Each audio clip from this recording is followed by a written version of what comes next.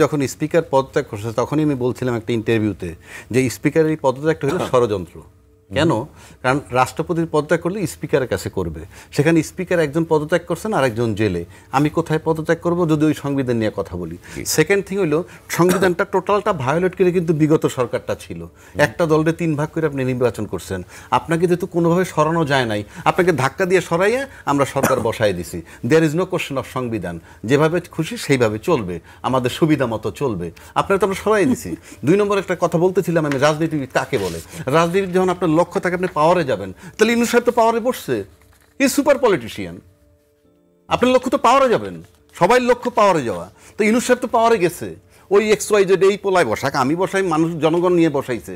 সেই ইউনূসের কাছে কিন্তু গপ্প যতই মারেন, এখন নির্বাচনের টাইম চাচ্ছেন, ডেট চাচ্ছেন। কি মন রাজনীতিবিদ আপনারা? আমি বারবার বলছি, I am a politician, you are a politician, she is a politician. প্রত্যেকটা লোক তার ঘরে সার্ভাইভ করে, পলিটিক্স করে, দ্যাট ইজ ডিপ্লোমেসি। এই ভুল সংজ্ঞা চেঞ্জ করতে হবে। 2 নম্বর আসেন ভুল কোথায়? শিরিন শারমিন চৌধুরী যখন 2009-তে আপনার স্পিকার বানান, সে কি সাধারণের ভোটে হয়েছিল? নো, সংরক্ষিত আসনের। সংবিধানে কি বলা আছে যে সংরক্ষিত আসন থেকে নির্বাচিত হইলে সেই স্পিকার হইতে পারবে? বলা আছে নির্বাচিত সংসদ যারা ভোটে। সব জায়গায় গলদ। আপনি এই সংবিধানের দোহাই চলবে না। আমি এখন ওর কাছে জানতে চাবো একটা জিনিস, আলটিমেটাম দিচ্ছেন যে প্রেসিডেন্টের পদত্যাগ করতে হবে, না করলে কি করবেন? আপনাদের অস্ত্রটা কোথায়? আমার বক্তব্যটা কিন্তু ওইখানে। আগে যেমন হাসিনাকে আমরা ঘেরাও করলে গুলি মারতো, আপনারা ঘেরাও করে রাখেন, প্রেসিডেন্ট পদত্যাগ করতেছে না। এক মিনিটের ভিতরে আছি, ওই উপায়টা কি? এখন হচ্ছে আমি এখানে দুইটা কথা বলবো, আফার একটা কথা রিপ্লাই দিব আর ভাইয়ের কথাটা রিপ্লাই দিব, আমাকে 1.5 মিনিট সময় দিন। মেইনলি হচ্ছে আপনার 72-এর সংবিধানকে ছুঁড়ে ফেলতে আমি মুজিববাদী সংবিধানের কথা বলতেছি, যেটা শুধুমাত্র ভারতের কনসার্নে লিখিত হয়েছে। ওই যে ভারতের কাছে আপনি যখন হচ্ছে বাংলাদেশের স্বাধীনতার সংগ্রামের বিজয় বলতে কিছু নেই, সেই বিজয়ের যে চুক্তিটা সেটা ভারতের সাথে চুক্তি, আর সেই চুক্তির ভিত্তিতে হচ্ছে আপনার পর সংবিধান 16 ডিসেম্বরের যে হচ্ছে বিজয়, তো হচ্ছে বাংলাদেশের সাথে কিন্তু কোনো চুক্তি নেই। মুজিববাদী যেই সংবিধানটা ভারতের প্রেসক্রিপশনে হয়েছে, সেই সংবিধানটা বারবার বাংলাদেশে ক্রাইসিস তৈরি করেছে। আমি সেই সংবিধান ফেলে দিব, যেটা ভালো মনে করবো সেটা নিব, যেটা খারাপ মনে করবো সেটা বাদ দিয়ে দিব। ফেলে দেওয়া মানে এটা না যে আমি কিছুই নিচ্ছি না। দেখেন হচ্ছে আমাদের কাছে সবচাইতে বড় অস্ত্র হচ্ছে ন্যাশনাল ইউনিটি। আমি ফার্স্টেই কথা বলেছি, বাংলাদেশে এখন এমন একটা পরিবেশ তৈরি হচ্ছে যেখানে ন্যাশনাল কনসাসনেস বারবার হচ্ছে। আপনার সচিবালয়ে যেদিন আনসার লিগে আসছে, সেদিন ন্যাশনাল কনসাসনেস মুহূর্তে 1 ঘন্টার মধ্যে হয়ে গেছে যে ওখানে সব দল মত গিয়ে তাদেরকে সরাতে হবে, সেখানে শুধু ছাত্ররা যায় নাই। ঠিক এখন চুপ্পু নিয়ে যে ক্রাইসিস হচ্ছে, এখনো বাংলাদেশের সকল দল মতের মানুষ সেই ন্যাশনাল কনসাসনেসে আসবে। আমরা ভাবি, আমরা যে 2 দিন সময় দিচ্ছি, আমরা মনে করতেছি এই 2 দিনের মধ্যে একটা ন্যাশনাল ইউনিটির জায়গা থেকে একটা কনসাসনেস তৈরি হবে। সেই কনসাসনেসের ভিত্তিতে সেইটাই সংবিধান, ন্যাশনাল কনসাসনেস যেটা, সেটাই সংবিধান, এবং সেটার ভিত্তিতে মূলত হচ্ছে তৈরি প্রশ্ন যে মহামান্য চুপ্পু যদি পদত্যাগ করতে না চান, সেক্ষেত্রে আপনারা কি করবেন? সেটাই বলছি। চুপ্পু আসলে শেখ হাসিনা তো পদত্যাগ করতে চান না, পদত্যাগ বলতেছে যাচ্ছি এখন। এই যে চাই না বলতেই কোনো কথা নেই বিপ্লবের পরে, সেটা উপায়টা কি? 18 কোটি লোক ঘিরছে বঙ্গভবন, ফর এক্সাম্পল 18 কোটি লোক ঘিরছে, কি করব? আমি মনে করি সেদিন আবু হেনা রাজ্যে কি ভাইকে পাঠাবো ভিতরে, একটা সাইন নিয়ে আসেন। আইন ভাঙামার কালচার। এখন আসেন, বিএনপি গত 16 বছরে 1.5 লক্ষ মামলার 50 লক্ষ আসামি হয়েছে। আজকের আসিফ নজরুল তখন টকশোতে রেগুলার বলতেন মিথ্যা মামলা দিয়ে হয়রানি করা হচ্ছে, এখন তিনি নাকে তেল দিয়ে ঘুমাচ্ছেন। আইন ভাঙামার কালচার। এখন আসেন, বিএনপি গত 16 বছরে 1.5 লক্ষ মামলার 50 লক্ষ আসামি হয়েছে। আজকের আসিফ নজরুল তখন টকশোতে রেগুলার বলতেন মিথ্যা মামলা দিয়ে হয়রানি করা হচ্ছে, এখন তিনি নাকে তেল দিয়ে ঘুমাচ্ছেন। তখন আপনি বললেন এগুলা ফলস মামলা, সেই মামলাগুলা এখনো কেন উইথড্র হয়নি? নাম্বার 1। নাম্বার 2, সাগররণী হত্যা মামলায় বহু চিৎকার উনি করেছেন, আজকে প্রায় 14 বছর গড়াচ্ছে, আপনি একটা মামলার তদন্ত রিপোর্ট দিতে পারেন না। সেটা আপনি কিভাবে চিন্তা করবেন? বেআইনি নমুনা বলছি, সরকার পালাতক হওয়ার পর বাংলাদেশে 3টা সরকারের অভ্যুত্থান আমরা দেখেছি। তিনটা সরকার নামে 4টা সরকার বলবো।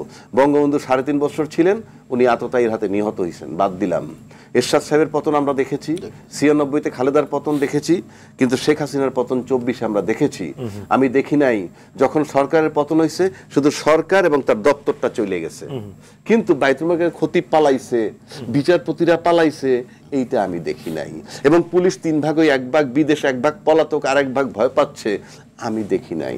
আপনার আমল নামাটা আপনি জানেন, আপনি কেন কিন্তু আমি দেখি নাই যে ম্যাজিস্ট্রেসি পাওয়ার নিয়ে আর্মি মাঠে থাকার পর আইন শৃঙ্খলার উন্নতি হয় না। দিস ইজ ফার্স্ট টাইম আমি দেখতেছি। কারণ কি? আমি এতদিন বুঝতাম যে কারণটা কি, আমি খুঁজে পাইনি, সম্প্রতি আমি খুঁজে পেয়েছি। একটু বলেন।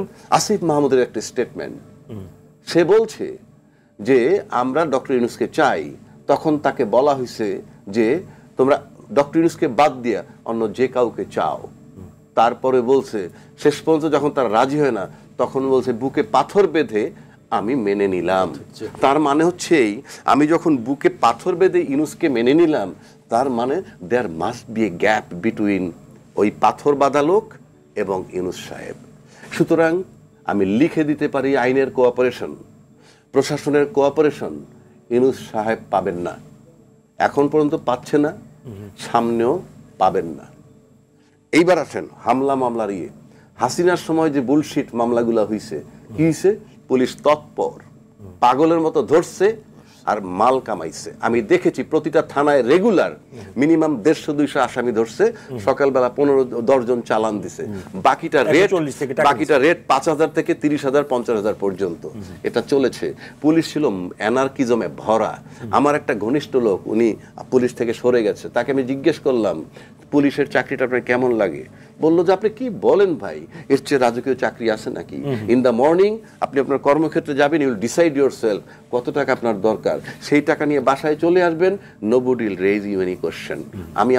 আমি নামও বলতে পারি, সে ছিল ডিআইজি বাতেন, রংপুরের লাস্টে তিনি ওখানে ছিলেন। তো দিস ইজ দ্য সিনারিও। এখন প্রশ্ন হচ্ছে টপ অর্ডার, আমি একটা গ্যাপ বললাম, আমি বুকে পাথর বেঁধে।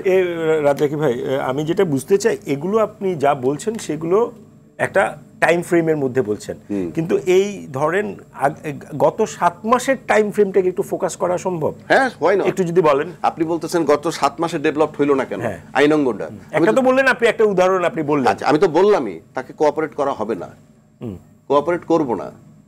এবং কোঅপারেট না করার কারণে, কারণ কি, তার অপরাধ কি, তাকে শোনে আইন দেশে ক্রান্তিকালে সবচেয়ে বেশি ডিপেন্ড করে মানুষ যার যে প্রতিষ্ঠানটার উপরে, সেটা হলো ক্যান্টনমেন্টের উপরে মানুষ ডিপেন্ড করে। যদি আইন শৃঙ্খলা যাচ্ছে তাই হয়, সেখান থেকে জবাব আসে বুকে পাথর বেঁধে মেনে নিলাম, তখন তো আপনি কি আশা করতে পারেন? বিষয়টা ওইখানে। সুতরাং এটা পরিষ্কার। এটি কি একটি কারণ হিসেবে আপনি সামনে আনতে চান এই মামলা বাণিজ্যের? মামলা বাণিজ্যটা তো অন্য জিনিস। মামলা, এই যে গণহারে মামলা, হয়রানি। আচ্ছা, এখন দেখেন এই যে এবার যখন পতন হয়ে গেল এই সরকারের 5ই আগস্ট, তারপরে কিন্তু গয়রহ মামলা হয়েছে, কিন্তু আগের মতো বাণিজ্য কিন্তু হচ্ছে না ওই রেটে। এখন বাণিজ্য হচ্ছে না তা না, কিন্তু ওই দেখালাম হচ্ছে, হ্যাঁ, ওই রেটে না। তখন যে গয়রহ ছিল, আপনি এটা কিন্তু বহু খুঁজে বের করছেন, আপনি হাজার হাজার পাবেন না। যান প্রতিটা থানা, আমি চ্যালেঞ্জ করলাম যে ডেইলি 150 আসামি ধরে। আর সমালোচক যে বলেন যে বিএনপির আইনজীবীরা এইটার সাথে, সেটা বলতেছি, সেটা একটু বললেন। আমি বলছি এইটা যেটা উনি বলছে, আপনি যখন 5ই আগস্টে এখানে চাঁদাবাজি করতো XYZ, ওখানে সিন্ডিকেট ছিল XYZ, এবং 5ই আগস্টের আগ পর্যন্ত বাংলাদেশে বড় মাপের লয়ার ছিল ওই ঘরানার। কোন ঘরানার? পতিত সরকারের। তারা কোর্টে দাঁড়াইলি বেইল, কোর্টে দাঁড়াইলি ইনজাংশন, কোর্টে দাঁড়াইলি সব।